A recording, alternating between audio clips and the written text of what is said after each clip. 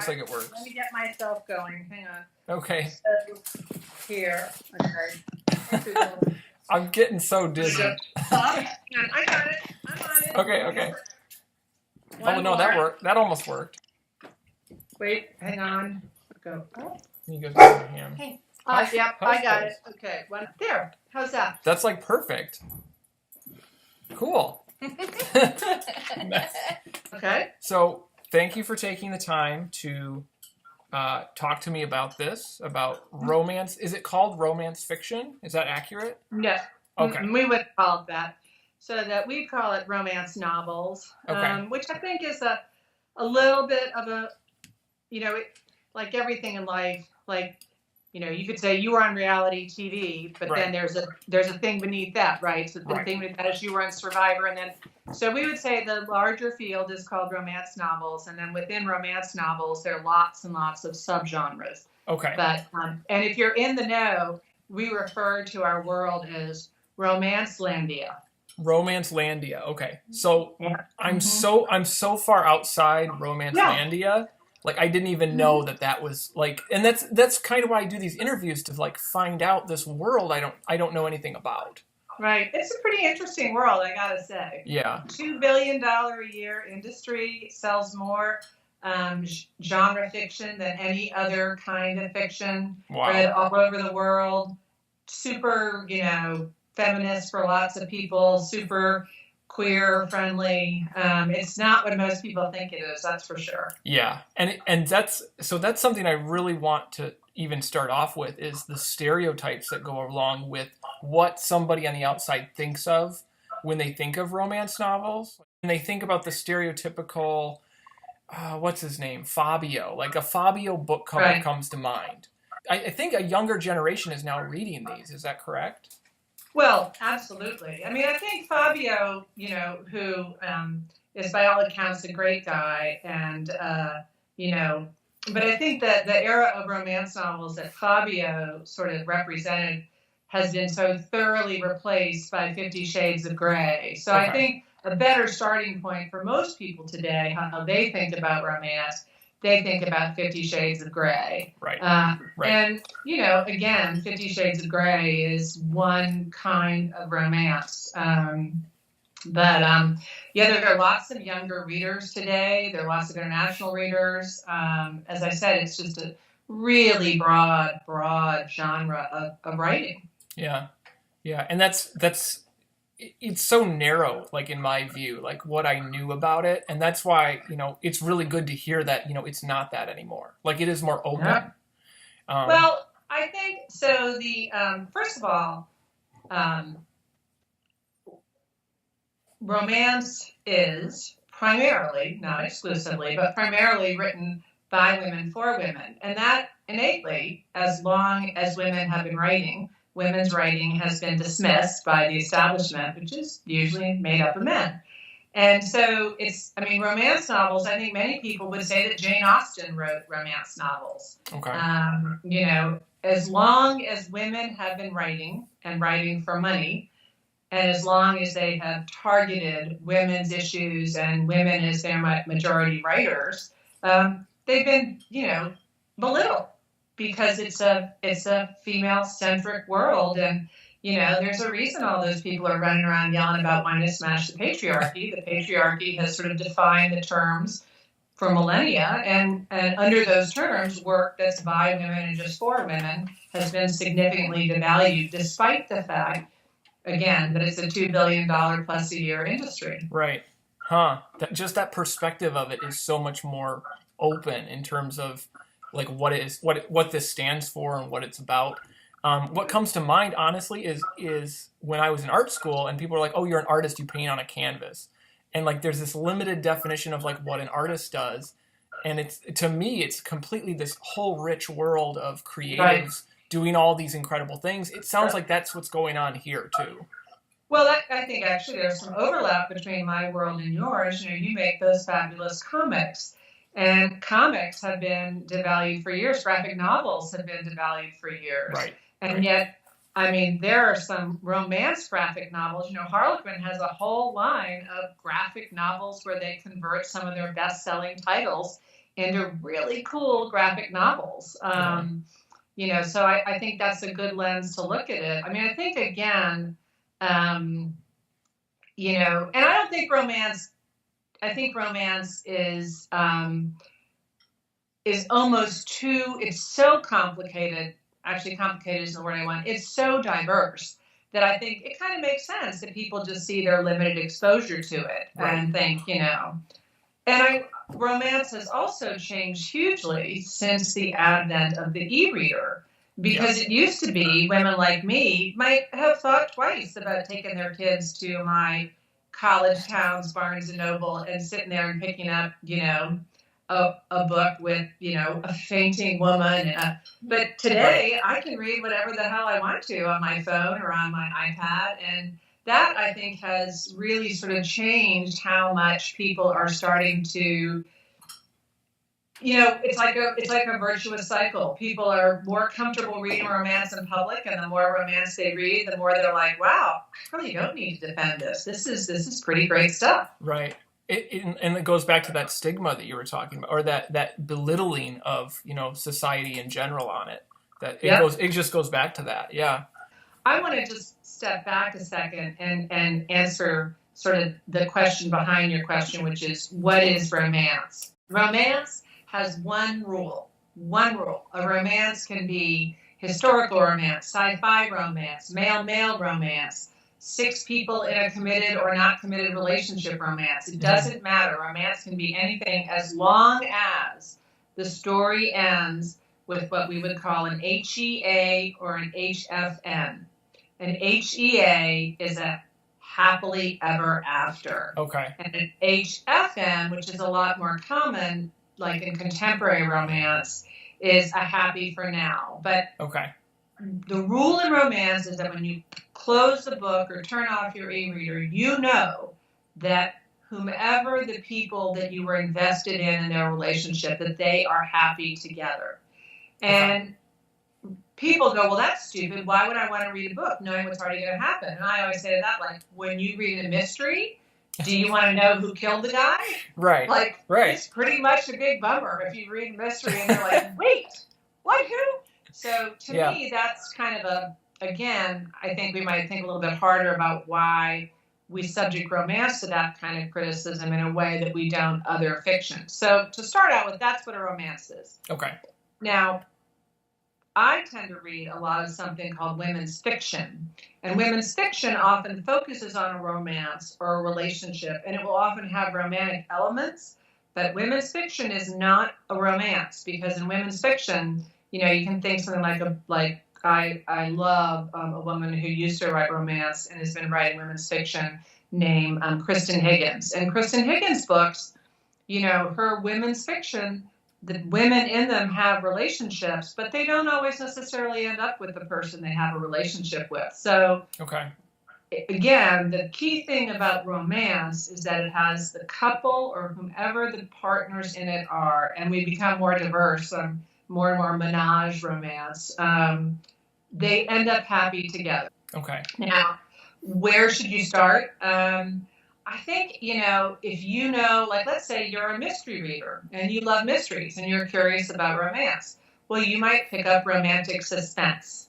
Romantic suspense is basically a mystery or a suspense novel that has that happily ever after in it. Okay. And so you can have these pulse-pounding mysteries. Some incredible mysteries. There's a woman named Loreth Ann White who lives outside of Vancouver. She lives in Whistler, actually. And she writes these gritty, dark, just so absorbing stories about how evil people can really be and why they are like that. And then woven through it, her characters end up with somebody else, and you were invested in the relationship. Mm-hmm. If you like history, historical romance is just, I was just in London this past weekend, and my husband and my mother and I were walking through this famous area of London that used to sort of be its really poor part called Seven Dials. Mm-hmm. I know so much about Seven Dials because I have read these incredible historical romances by a woman named Joanna Bourne, for example. Okay. I know so much about the French Revolution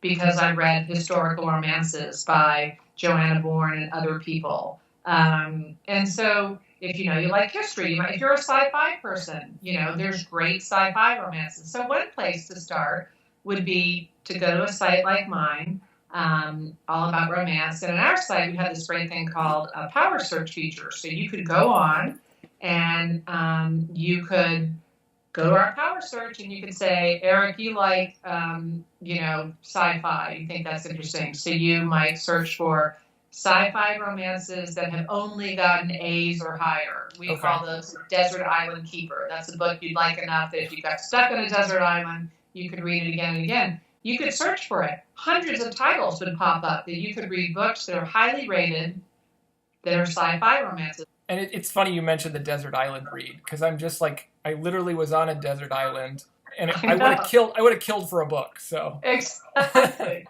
Well, and I think that's and also a desert island read for us is a book that you'd read again and again. There is, I probably have 10 books in my life, in my romance reading, that I probably read the whole book through 4 or 5 times. And occasionally when I just want like a comfort read, I'll just pick up and read some of my favorite scenes. So, Desert Island Keeper really is a book that you can come back to again and again. Mm-hmm. We even offer, we have other factors. Let's say you're somebody who really, you do not want to know what happens when that bedroom door closes or when they fall on the sofa.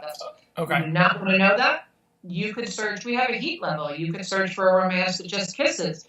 If you're someone like me and you really do want to know what happens when that bedroom door closes, you might want to search for warm or hot romances. So, finding some source like mine or a bookstore where the staff likes romance, which Barnes & Noble is pretty good for that. And indie bookstores are trying to catch up because romance is such a big seller. Mm-hmm. But, pick the focus that you like. If you want to know what people are like for living your life, read new adult romance. You and Dana are new adults. Okay. And so you are, so that's a very long-winded answer to that question. No, that's perfect.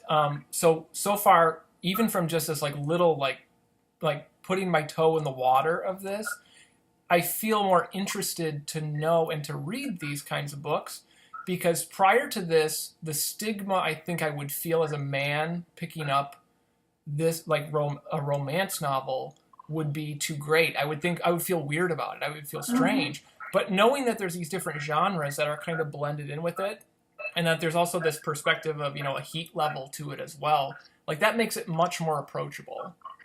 Well, it's funny. My husband has read a lot of romance novels, and, he's a surgeon, he's straight, dad of 4.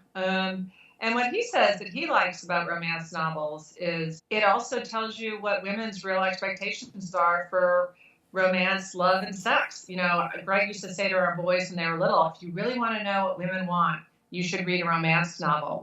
What you see in the movies, sex scenes in the movies have zero in general to do with what might really make a woman happy. Right. What you see on TV is rarely the way women really think about the complicated issues of love and family and work. And so one reason men might read romance is to have more insight into the women they care for. But on top of that, a lot of them are just damn good books, page turners. Okay. You won't want to put them down. I think it's really interesting because TV and movies are a very visual medium. Right. And you have to, there's a lot of presentation and a lot of framing involved with that. I think with books, there's this very different thing that happens when people read books, because you get more involved. Your brain has to kind of develop the world visually. Sure. World building, yeah. Yep. And you get to know these characters in a much deeper level, because with a book, you can hear what they're thinking, you can hear what they're feeling, you can hear all kinds of aspects that you don't necessarily get from a movie. I think that's true. And I would also say, though, that, again, most entertainment is made by men. Right. And I have been frustrated for years. I mean, I literally have 3 sons, and I said to all of them, you know, their women are not built like men. That myth you see on. In fact, I was just reading an article about this yesterday in actually a psychology journal about how men, young men who see what sex looks like in movies often think all they'd have to do to make a woman happy is lie at a certain angle and thrust, thrust, thrust, and she's going to go over the moon. Well, read Boink, which is a book by a scientist that explains how our bodies really work sexually. Okay. Very few women can have an orgasm that way. We are not wired that way. And I think one of the things that romance does is tell a much better narrative for what really works for men and women, because both people end up, and that's an important point. These books are not just about the happiness of women. They're about both people in the book choose and pick, both the man and the female, or the man and the man, or again, whatever combination. So right. it is a women's perspective, but it's not only on it's not only about the woman. It's about happiness and satisfaction between both people. Right. And I think a lot of movies don't really have that. I totally agree with you. I completely agree with that. I think that and I think a movie, for a lot of reasons, really, like time in a movie, like an episode or a TV episode has to be short. Yep. A movie has a certain amount of screen time that they can develop a character with, those kinds of things. Just everything you're saying about this just opens me up to this more, which is really great. Like, that's the whole point of this. Yeah. Which is great. Well, I will send you, after this conversation, and you can put it wherever it's appropriate, I will recommend 5 books to you that I think most people would like. I'll recommend a historical romance, a sci-fi romance, a romantic suspense, a contemporary romance, and something else. But I think that, again, it is so interesting to me if you think about like sci-fi.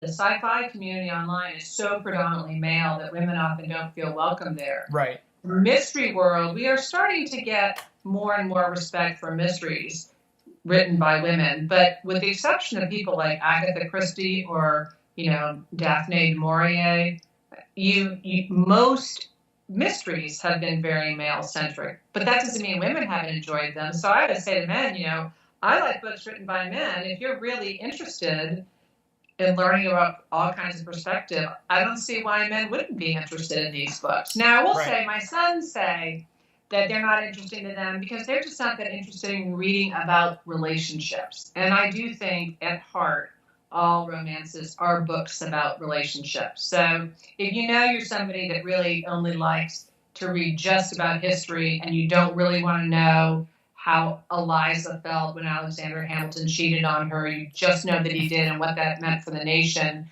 then Eliza isn't a book for you. If you want to know how Eliza felt, there's a fabulous book called Eliza that is a 5-star read from thousands of people on Amazon that explores the Hamiltons through their relationship. So that is a caveat, I would say, about romance. Okay. Interesting. I think I like the human element. So that's something that I'm really picking up from all this too, is it's, a topic or a genre, but with the human element, like relationships and how they develop, that kind of thing is endlessly fascinating to me. But I think you often also find your story replicated. Here's a romance for you. Boy meets girl, boy and girl fall in love. They decide to get married. And then a serious illness that the girl had when she was younger comes back with a vengeance. And she has to have surgery, and it's a real thing for her to recover. And she has to rediscover herself. Does this sound at all familiar to you? Yeah, sounds a little like my life.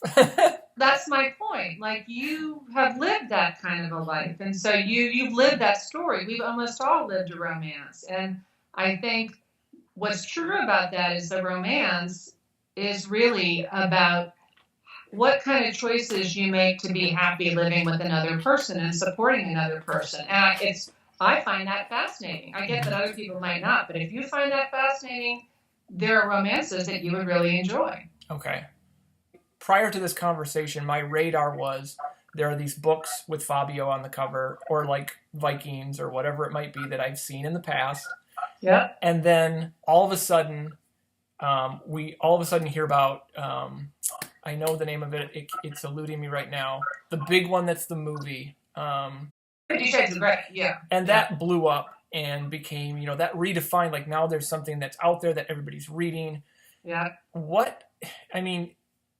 As somebody who's been in this world prior to that and after that, like what are the effects of something like 50 Shades of Grey?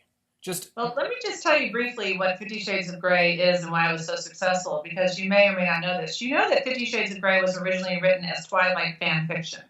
No, I had no idea. Completely published online as Twilight fan fiction. And oh my gosh. Okay. Yeah. Okay. Okay. Yeah. That's good to know. And so friends of hers began to read it and said, you need to get us someone to publish this. She pulled it from online. She sent it to tons of publishers. No one would take a chance on it except a small, I think, Australian publisher. It sold like hotcakes. That contract was bought up by a much longer publisher, and the rest is history. But one reason 50 Shades of Grey is so successful is because the story it tells was one that people were very familiar with. Now, it's not necessarily true that, in Twilight, it was a BDSM relationship. But she wrote this with those two characters initially in mind. Okay. What happened with 50 Shades of Grey? Word of mouth, good marketing, the right time, right before that. Think about it. It sort of precursed the Me Too movement, because 50 Shades of Grey is a trilogy. Mm-hmm. And right. The first book, he wants her to give up everything for him and his lifestyle. At the end of the first book, she's left him. The second book, she gets back together again. They kind of hammer out their new relationship. And the third book, she's really in charge. And I think in many ways, 50 Shades of Grey was sort of a precursor almost to the kind of women's rage and women's empowerment that we've seen in the past several years, in that everybody was reading it, and women were free to tell a story where, a strong, wealthy guy tried to take over the life of someone who didn't have anywhere nearly as much power as he did. And ultimately, she is the miracle worker. She heals him, she fixes him, and she ends up with most of the power at the end, and they are happy together. Okay. It's not the book for me, I have to say. I've only even ever read the first one, but I know a lot about it just because it's it's so famous. But I do think that it sort of it made the rest of the world aware that this was an industry. Now, what's interesting is if you take 50 Shades of Grey out of the sales equations, romance has sold well for years and continues to sell well. So it's not like that jump-started our industry. You know what I mean? Okay. And what I think it did create a huge appetite for very, very erotic contemporary romances that weren't particularly well written. And if you were to look at what the bestsellers on, and this is a whole nother conversation that it's too complicated to get into, but what sells today is changing so hugely in the market because of Amazon. Okay. Amazon sells the vast majority. I think it sells 60% of all books sold in America, and it sells something like, 85% of all the ebooks. And their rubrics are really, what's happening is people are writing 50 Shades of Grey kind of knockoffs that are poorly written, often, not always, but often poorly written, self-pubbed, and just about the sex and not really about the plot. Okay. And so there is this huge burgeoning part of romance that is that. That's not what I have been interested in my life, and that's sort of not, my site doesn't review books like that. We tend to take we review books that take themselves maybe more seriously, but 50 Shades of Grey has created a huge market for sort of knockoffs of that kind of writing. It sounds like it's like what a Lance Armstrong was to biking, where he punched through that. There's all these pro bikers who have been biking for years, and now you have Lance Armstrong, which is like a household name. Right. I think that's exactly right. That's a good analogy. Okay. And I think, like Lance Armstrong, lots of people in the long-term romance community are pretty ambivalent about 50 Shades of Grey as a work on its own merits, but we are not ambivalent about how it has made people aware of how strong and how huge this industry is. Okay. Thank you for taking the time to talk about this. It's like opened my world, as I said. It's Well, what we great. should do, Eric, is I'm going to recommend some romances for you, and then I want you to read one, and then we're going to talk about it again. And We you're should going to do. say whether you think it worked or not, and what you think romance can learn from the outside reader. Because I'm always interested in learning too. I've shared my learning with you. Right. I'd love to learn back from somebody who's new to it.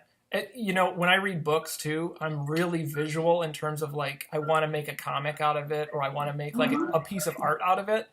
So I may even have like sketches accompanying it. Like I'm pretty sure this is what the main character looks like. Pretty sure this is where they are. Yeah. Like so. Well, maybe in our spare time, you and I could collaborate on a graphic novel romance that dealt with reality TV people, because I think that would be a big seller. I really do. I don't know if it's. You would know if it's been done. I don't know if it's been done, but it could be. Not much. There's some about cooking shows, because that was big from the British Bake Off. But I have not encountered yet anybody who's on. There's some Bridezilla ones, Okay. like the bride shows. But what you did, I haven't read any. So we'll have to put that into to be explored later. Okay. All Cool. right. Thanks for talking to me, Eric. It's always a pleasure. Thank you. Have a good day. Bye bye.